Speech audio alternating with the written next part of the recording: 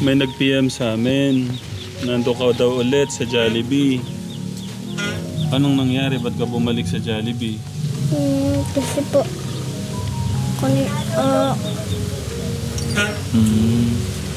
kasi namimiss ko po kasi po pagka hindi ko po siya nakikita, namimiss ko po. Hindi, namalimos ka daw eh. Magkano nahingi mo? Wala lang po, barya lang po yun. Bariya. Opo, hindi po.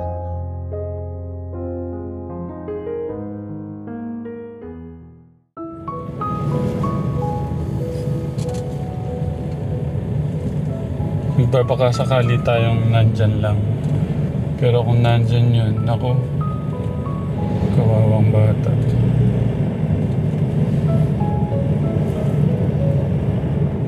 Sana naman wala siya dyan sa kalye ngayon. Ako naman naiintindihan ko sila lola eh. Matigas talaga ang ulo ni Clark. Kailangan niyang magabayan talaga.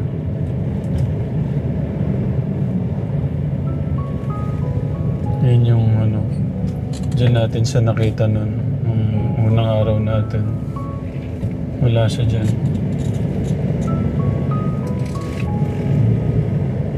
Si Tote, ayan o. Oo, si Tote yan. Hindi sila magkasama. Oo. Tote. Hindi sila magkasama. Tingnan natin muna nito.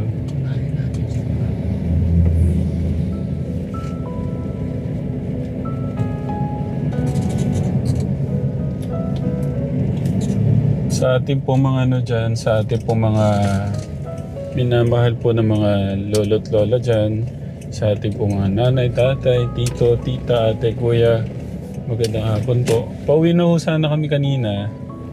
Na-miss daw po ni tatay Freddy si Kuya Clark, kaya dadaan ho muna kami dito.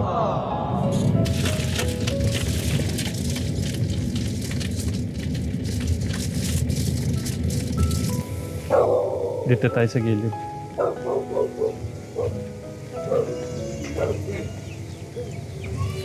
Kaya dito tayo.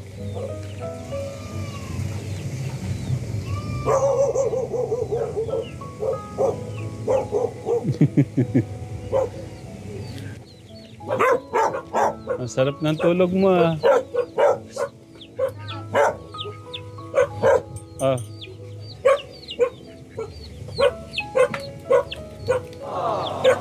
Hindi ka muna mag-bless. God bless. Tay, na-miss ka ni Tatay Freddy.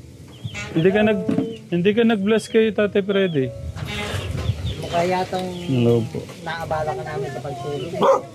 Natutulog po yata kayo. Hindi pa. Na-miss po ni Tatay Freddy kaya nadaan na ho kami dito bago kami umuwi. May nag-PM sa amin.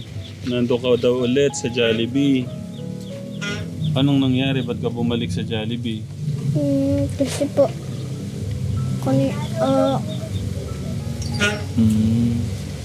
kasi namimiss ko po kasi po pagka hindi ko po siya nakikita, namimiss ko po. Hindi, namalimos ka daw eh. Magkano nahingi mo? Wala lang po, barya lang po yun. Bariya. Opo, hindi man makapera yung mabente, hindi po yun. Barya lang po. Ano sabi nung siyempre nakita ka ng mga ng mga tao doon. Oh! Ba't ka bumalik dyan? Doon ba sabi sa'yo? Ano sabi mo? Sabi ko po, ay ate, kasi mahirap lang kasi po yung magulang ko po. Nangihila ko pag ulam, tsaka bigas. Mahirap ka lang, sabi mo. Opo. Tapos, pinagalitan ka ni Papa mo. Pinagsabihin lang po ko. Anong sabi ni Papa mo? Bukas, huwag ka na pupunta sa Jollibee ah. Di na po napunta po doon po. Ilang araw ka ba nagpunta doon? Yung isang, isang buwan. Yung di pa po ako kinawa dyan po. La, ilang ano po siya napunta doon ba? Isang beses lang po ba? Bisis lang. Eh, kasi, bumalik kasi kami sa palengke. Sabi ko, huwag kang aalis lang ka kasi mag-aaral ka. Tuturuan kita ka ako, huwag kang aalis. Bumalik kasi kami, pinabalik kami ni Sir kasi pinaglinis kami ng drainage ng tito niya. Ngayon, rin naman, tawag kasi nga wala nga naiwan. Wala na pa akong bata, saan wala na pa ako nagpunta. Eh di, hindi na namin ninanap. Dumating papa niya bandang alas 5. Abay, wala na naman kako yung anak mo. Nakawala na naman. Doon na naman kako, naglilimos yun. Yun nga, di, hinanap niya. Sinakyan yun sa kapatid niyang motor. Hinanap niya kung saan di siya nakita nung dumating siya. Gabi na, galit na galit yung papa niya. Ano ba Clark, di ka na ba talaga magbabago? Sabi sa kanya. Kita ko na. Oh. Dito na lang kaya. Thank you po, tatay. Naklan, may magkanaklan. Bag mo. Thank you po. May laman yan. Tignan mo yung laman. Nga po na. Buk nga po.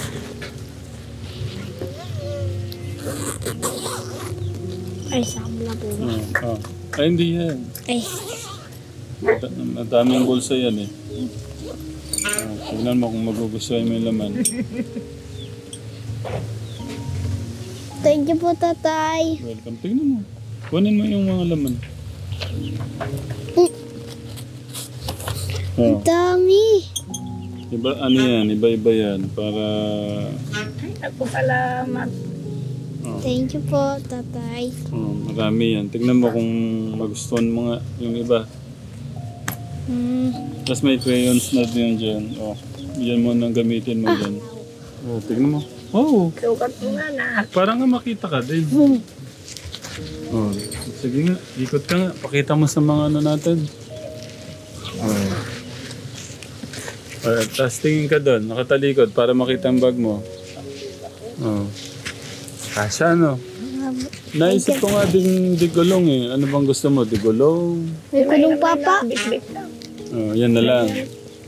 Dito lang para hindi po mahirapan pagkasi may gulong po. Mahirapan. Okay. Napanood nyo lang yung napanood nyo yung yung pag-uusap po ng papa niya. Na sabi niya, pinapalo siya pagka wala siyang dalang pera. Yan tawa. Di totoo yan. Yan tawa po ako ng tawa. Salbahis ka. Loko-loko ka talaga. Binibigay mo nga sa papa mo, pero binabawi mo. Ikaw din ang namimigay sa kasi bata mo. Eh ako din nasusubayan-bayan kita. Siya, tamang ang pag dumating dito, ibibigay niya sa papa niya. Pero bukas, kukunin niya. Alam naman ninyo pag may pera. May pera yan, hindi makakalimutan. Iyan, sasabihin ko ng totoo sa inyo. Araw-arawin ka. Pero, kami dito, yung mga tita niya, yung mga anak ko, hindi ganun. Siya lang na bubukod. Tangi na ganun. Pero ngayon nagbago na siya. Pagka may pera siyang ipinatabi, di na nakukunin. Tulad nung mayroon kayong binigay na 1,500, nasa akin pa rin 1,000 niya, 500 pa rin ang nagagastos niya. Tinatabi ko yun, nasa kanya pa rin yan. Nasa kanya na yan kung kukunin niya. Sabi ko kasi, baka ka mag-aral. Siyempre, hindi naman natin masasabi kung anong bibilhin mo. Nakatabi yung niya. At saka mayroon parang balak ang papa niya. Bibilan niya ng cellphone kasi minsan nag-online kasi sa eskwelahan. Yun ang sa kanya. Sinong namimiss mo sa bahay, Kuya Clark? Kayo po. Ichi! Sino pa? Tsaka yung pamilya niya po. Tapos Kuya Dave, tsaka Kuya Luis. Love mo din sila, no? Namiss ko nga po sila Kuya Luis po, tsaka sila Kuya Dave po.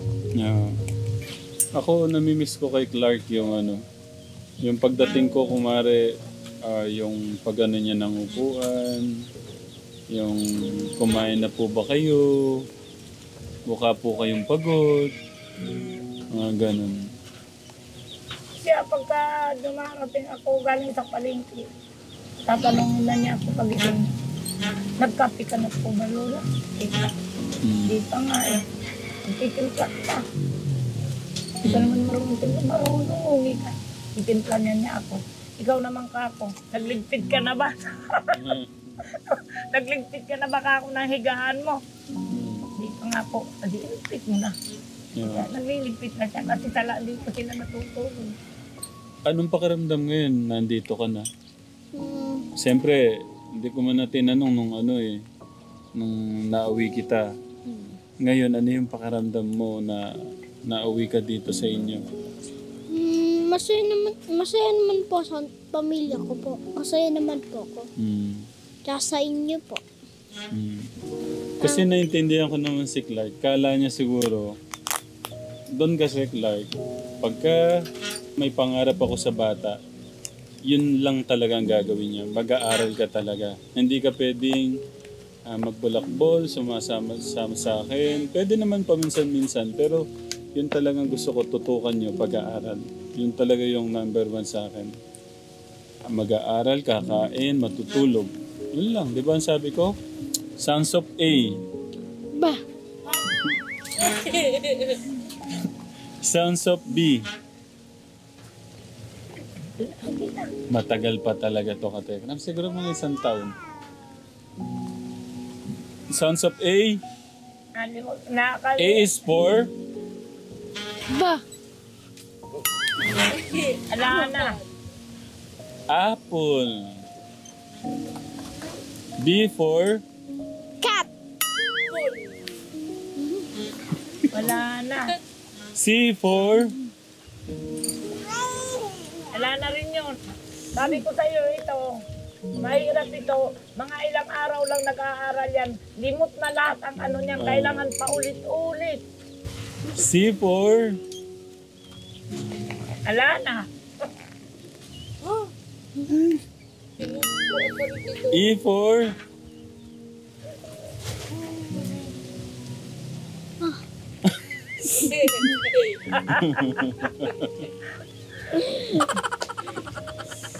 si Tote, nakita namin kanina.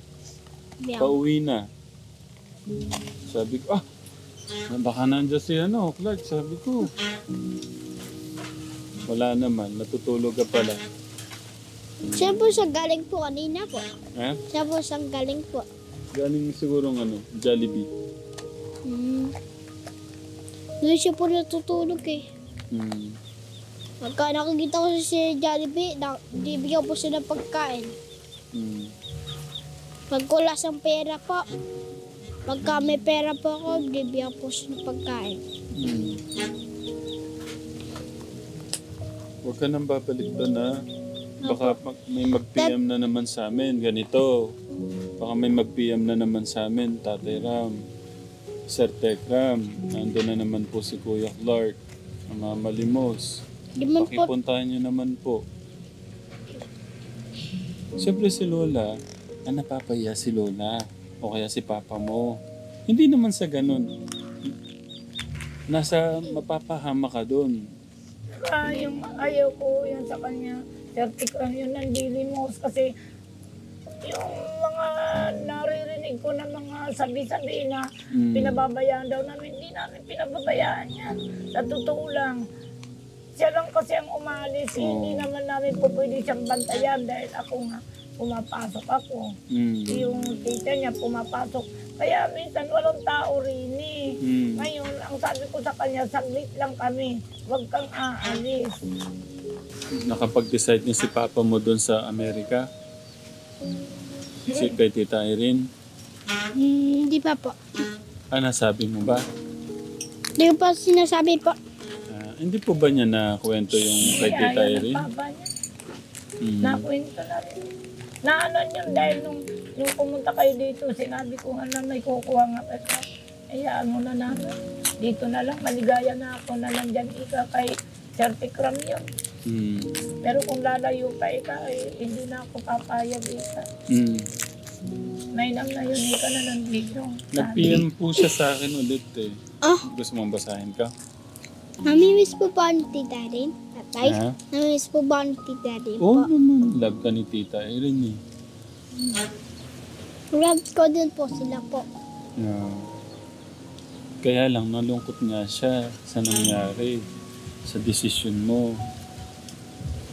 Sabi niya, Hello Ramen Jacks, sorry for the delay ng love gift namin sa Papa and Lola. Yung pagmamahal na gusto niyang iabot sa inyo kay Papa mo tsaka kay Lola.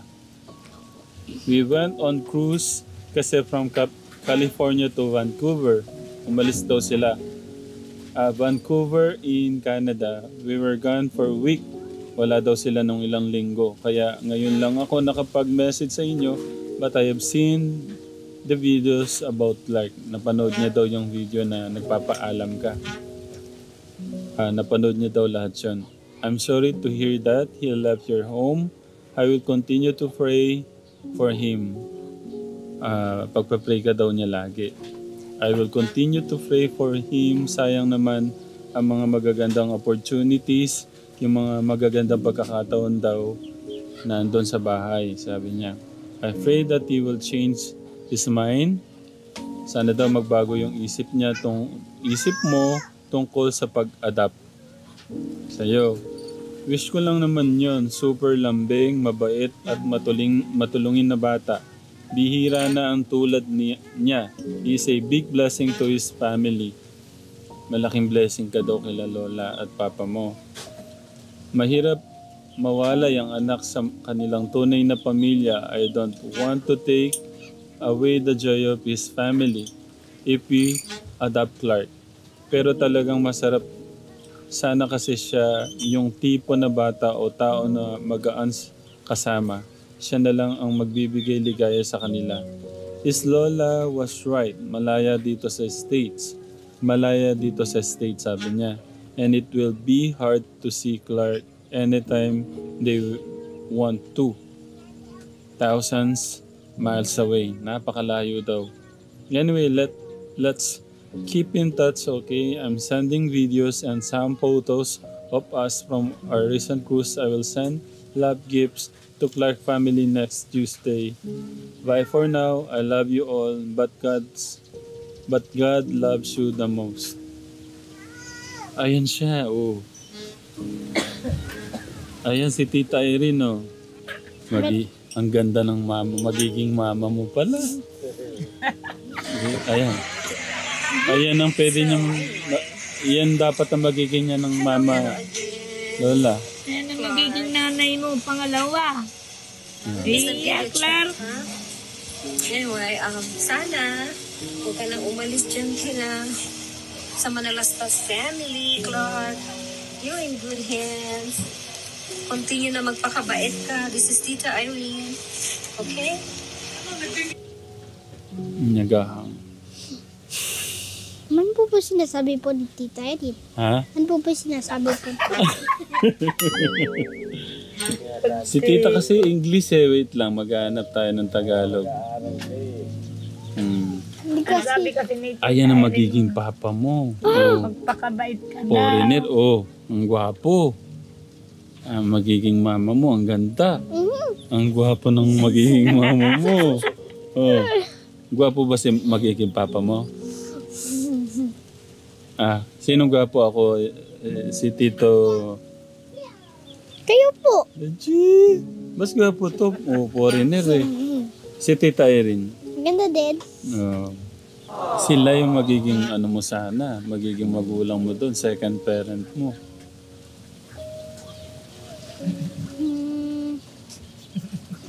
Di lang papayag po. Di po papayag. Bakit? Kasi magulang po kasi po sila po eh. Hindi mo pagpapalit si Lola? Di po. Di ko po sila iiwan po. Maraming pera si Tita Irene. Hindi ka na mamamalimos. Tutukain ka niya. Kung papayag nila si nanay, Kung papayag daw po kayo. Clark. Pero kung sasabihin ko ditong araw-araw siyang kasama sa mission, sasama siya eh. Pero ayaw ko kasing ganun. Eh kaya nga, siya napunta doon para mag-aral eh. Gusto kong matuto ko talaga. Kasi kung... Pwede ka naman sumama kay Tatay Tikro mo pagka marunong ka na. Ay, pero pagka ganyan eh. Kailangan mo talaga mag-focus. Tsaka delikado, araw-araw sasama ka sa biyahe. Baka isipin niya hindi ko siya love dahil ayaw ko nga siyang kasama. Hindi sa ganun. Gusto ko talaga focus sa pag-aaral. Tsaka gusto ko yun nga, ginawa ko naman lahat ng dahilan ko na para hindi ka umuwi. Lahat ng dahilan, dami kong naging dahilan. Na ganyan, pupunta muna ako ng ay walang driver. Kasi si Clark pagka sinabi yan, sabi ko naman sa'yo si Ate Clark, pag sinabi yan, sinabi. Hindi po pwede yung niya, i-hold niya, lalabas talaga yan. Tsaka natakot ako doon sa tatakasan mo kami. Kasi nung araw yan, nung hindi pa nyo talaga tumatakas talaga yan. Eh ngayon, di na, parang malaki na rin ang pinagbago. Napagsasabihan na siya. Namiss ko yung pagkanta natin. Kay buti-buti mo, Panginoon. Tay, Sabay tay, tayo. wait lang po. Sinabi ko na po kay nanay po sinabi ko na po sa kanya po yun. Nag-practice na kayo? Opo, sabi. Sige, sabay ka ni Lola. Tingnan natin.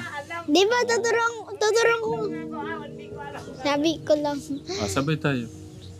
Kay Buti-buti mo, Panginoon, sa lahat ng oras, sa bawat araw, Sa'yo'y laging tapat kung magmahal. Ang iyong kaawaan ay magpakailanman. Pinupuri, sinasamba kita. Dakilang Diyos, Panginoon, tunay na ikaw yung katulad. Nguna'y kahi magbabago, abuti ang Diyos ay aking mamahal. Siya sa aking nagmamahal. Ay, pumapalakpak si tatay.